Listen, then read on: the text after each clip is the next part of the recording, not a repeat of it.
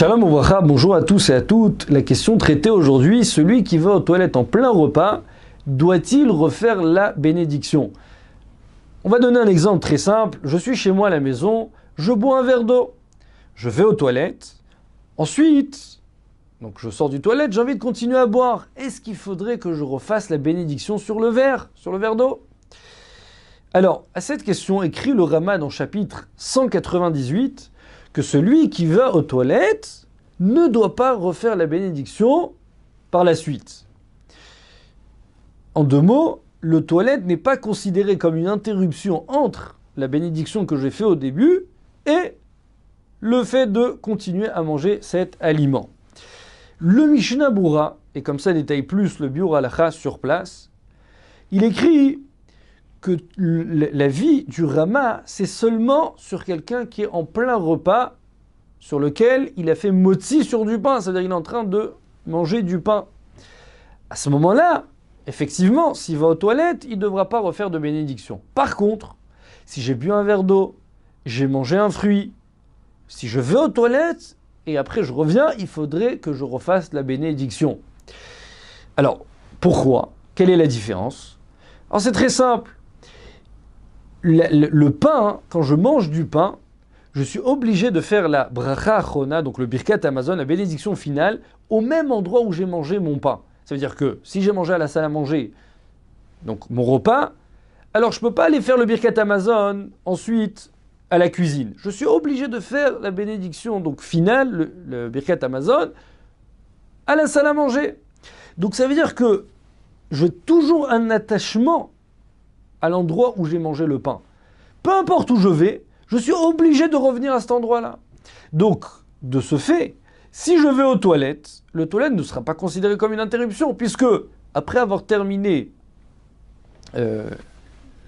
d'être aux toilettes, de toute manière, je suis obligé de revenir à l'endroit où j'ai mangé le pain. Donc, je peux continuer mon repas, ça ne serait pas considéré comme une interruption. Alors que boire un verre d'eau, manger une pomme, un fruit, puisque je peux manger un fruit à la salle à manger, faire la bénédiction finale à la cuisine. Donc cela veut dire que je n'ai plus d'attachement à l'endroit où j'ai mangé. Le fait d'aller aux toilettes, ça serait considéré comme une interruption, et donc il faudrait que je refasse la bénédiction sur la pomme, si j'ai commencé à manger une pomme, pour continuer à la manger après avoir été aux toilettes. Ça donc c'est l'avis du Mishnah Berurah. Le Rav Ovadia dans son livre Halichot Olam, il tranche comme l'avis du Mishnah Berurah. Donc de faire une différence entre le pain, puisque j'ai toujours un attachement à cet endroit-là, et l'eau et le fruit, qu'il faudrait refaire la bénédiction. Mais il faut savoir que le Rav David Yosef, il a écrit un livre Halacha Berurah, donc son fils, le fils du Rav Ovadia, ainsi que le Rav Yitzhak Yosef, qui est aujourd'hui le Rishon Etzion, le grand rabbin d'Israël, tous deux écrivent, ils témoignent au nom de leur père, qu'à la fin de sa vie, il s'est retracté sur cette halakha. Il a dit que dans aucun cas, on ne refera pas la bénédiction après avoir été aux toilettes. Comme ça, il écrit donc le Rav Yitzhak dans son livre En Yitzhak. Pourquoi? Puisque la vie du Maharikash, comme ça il rapporte la vie du Maharikash, à quel moment je peux considérer que j'ai fait une interruption pendant mon repas ou dans notre cas, au moment où j'ai donc commencé à consommer la pomme, c'est seulement si je suis sorti de plein gré en dehors de chez moi.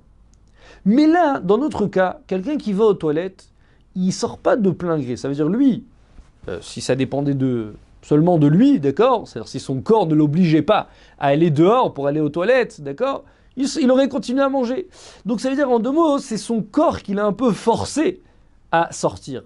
Quand je suis forcé à m'interrompre de manger, ce n'est pas considéré comme une interruption, et donc dans tous les cas, l'intention du Rama, d'accord, ce qu'écrit le Rama dans le chapitre 178, ça ne serait de ne pas refaire la bénédiction après avoir été aux toilettes. Donc en clair, pour résumer, celui qui va aux toilettes en plein repas, doit-il refaire la bénédiction? L'avis du Mishnah Berurah, comme on l'a dit, ça dépend, on ferait une différence entre un verre d'eau, une pomme, et du pain. Le verre d'eau, la pomme, il faudrait refaire la bracha, et le pain, ne pas refaire la bénédiction. L'avis du Rav Ovadia, c'est vrai que dans son livre, il avait écrit de refaire, comme l'avis du Mishnah Berurah. Seulement, ses enfants, nous ont témoigné que même le Rav Ovadia, à la fin de sa vie, donc, est revenu sur ses paroles et donc a dit de ne pas refaire de bénédiction, peu importe quel aliment consommer, après avoir été aux toilettes. Bracha ve'atzlacha, à très bientôt.